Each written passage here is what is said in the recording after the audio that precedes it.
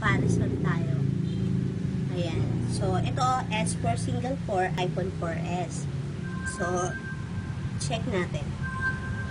Ito na lang. Teka lang. Ayan, ito na lang. So, much better ito pa siya. Kahit ang hirap nitong, ano yun. Kailangan, meron ka nito yung, ano ba yan? Yung Easy Touch ba yun? Ayan. So, check natin yung front cam nila. Kung magaganda ba mga front cam nila. Kasi, ang clone talaga, kailangan talaga is air shuffle dito eh. So, teka. Ay, ano ba yan?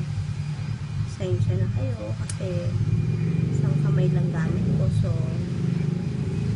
nagkakabol-bol sila. Ayan. So, check natin. Ano sa tingin nyo maganda? Ito, ang 4S parang normal. Ganda-ganda ko. Sabi ganun na. Ganda rin siya. Yung 4S, maganda. Parang normal lang. Ito medyo may parang usok-usok. Pero hindi, malinaw din siya. Ayan. Yan. So, ayan na. Tigil na tayo dyan.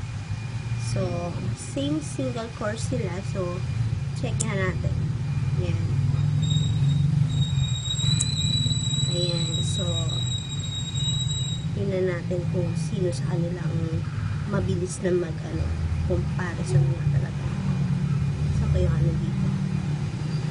Ayan. Aray. Kasi ang hirap pagka ang liliit ng Ayan. Ayan. Tingnan natin. Okay naman. Bye-bye. Yan lang. Yan lang. Oops.